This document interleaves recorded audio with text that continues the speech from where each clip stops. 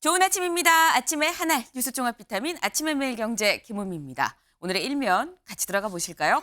매일경제입니다. 걱정거리였던 소비가 꿈틀댄다. 네, 소비가 꿈틀댄다라는 제목입니다.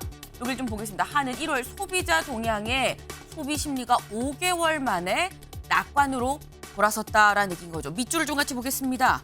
여기 24일 한국은행이 발표한 1월 소비자 동향 조사에 따르면 이달 소비자 심리지수는 101.6으로 전월보다 1.9포인트 올랐다. 이 지수가 100을 웃돈 건 지난해 8월 이후 5개월 만이다라는 얘기입니다. 네. 근데 대체 그렇다고 하면 소비자 이 동향조사에 나오는 심리지수가 뭐냐? 소비자 심리지수 100을 기준으로 100보다 높게 나오면 앞으로 좀 경기가 좀 나아지겠구나라는 낙관 쪽으로 좀 평가를 할 수 있는 바로 그런 지수입니다. 그런데 이게 지금 5개월 만에 낙관으로 돌아섰다라는 희망적인 그런 기사네요. 다음 기사 보겠습니다.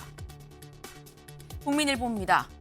막다른 김건희 명품백 윤이 직접 입장 밝힐 듯. 어제 저희가 윤한 갈등 이틀 만에 봉합이 됐다라는 얘기를 전해드리면서 공이 용산으로 넘어간 거 아니겠느냐라는 얘기도 말씀을 드렸습니다. 그런데 윤 대통령이 직접 입장을 밝힐 것으로 보인다라는 얘기가 나오고 있습니다. 이 얘기 잠시 뒤에 대담으로도 좀 짚어보겠습니다. 다음 기사 보겠습니다. 서울신문입니다. 법사위도 못 오른 중처법 유예, 중대재해처벌법 유예. 이대로는 중기 줄폐업이다. 라는 얘기가 나오고 있습니다. 네, 저희가 한번 언급드렸던 적이 있습니다. 이제 27일부터 내일 모레죠. 모레부터는 50인 미만 사업장에 대해서도 중대재해처벌법이 적용이 된다라는 말씀을 드렸습니다. 그래서 늦어도 25일 오늘이는 본회의에선 이게 처리가 돼야 된다. 그렇지 않으면 이제 50인 미만 다 이제 내일 모레부터 이 적용이 된다는 말씀을 드렸는데 오늘이 25일입니다. 본회의에 올라가려면 상임위 법사위 올라가야 되죠. 그런데 법사위도 오르지 못했다. 결국 27일 날 그냥 시행이 될 걸로 보인다. 유예되지 않을 걸로 보인다라는 얘기입니다. 그런데 여길 좀 보겠습니다. 반면 총선을 겨냥한 사회 기반 사업으로 평가받는 달빛 고속철도, 대구부터 광주까지 이어지는 이 고속철도죠. 건설을 위한 특별법안은 기획재정부의 만료에도 여야 간의 이견 한마디 없이 법사위 전체 회의를 통과했다라는 겁니다. 총선을 앞두고 여야가 이견 없이 통과시킨 건 이례적이네요. 네, 다음 기사 넘어가겠습니다. 한겨레입니다. 네, 학교서 저녁 8시까지 초1 누구든 돌봐준다. 언제부터? 올해 2학기부터 시작입니다. 네. 이 학교에서 저녁 8시까지 지금 현재도 돌봄 교실이 있긴 있습니다. 그런데 수요는 많은데 공급을 그만큼 할 수가 없는 상태여서 일부 학교에서는 추첨을 통해서 몇 명만 돌봄 교실 혜택을 받고 있었죠. 그런데 누구든이 방점입니다. 누구든 돌봐준다라는 거. 2학기부터 확대가 되고 2026년부터는 모든 학년에 적용이 된다고 합니다. 네. 지금 사실 이 맞벌이 가정들 이런 가정들은 상당히 좀 희소식일 수 있다라는 그런 생각이 드는데 다음 기사를 좀 이어서 볼까요? 네, 동아일보입니다. 교육부 무전공 20에서 25% 선발해야 지원한다는 방침 철회입니다. 네, 교육부에서 얘기를 했었죠. 지금 이 학부간 이 벽을 넘나들기 위해서 무전공으로 전공 선택하지 않은 상태에서 일단 1학년 신입생을 받아라. 그렇게 20에서 25%를 선발해야 지원을 해주겠다라는 이런 방침이 있었습니다. 발표를 했어요. 그런데 이 방침을 철회했다라는 겁니다. 사실 그 당시에도 그러면 인기 학과에만 몰리는 거 아닙니까? 라는 우려가 있었습니다. 그거를 반영을 해서 이 방침을 일단 철회하기로 했다라는 건데요. 일단 이 우려가 있는 부분이라고 하면 여론 수렴해서 좀 빨리빨리 고치는 게 맞습니다. 맞긴 한데 방침을 발표한 게 불과 3주 전이죠. 그렇다고 한다면 발표가 너무 성급했던 거 아니야라는 지적도 충분히 나올 수 있다는 점 교육부는 같이 좀 염두에 둬야 되지 않나라는 생각이 듭니다. 다음 기사 보겠습니다. 한국일보입니다.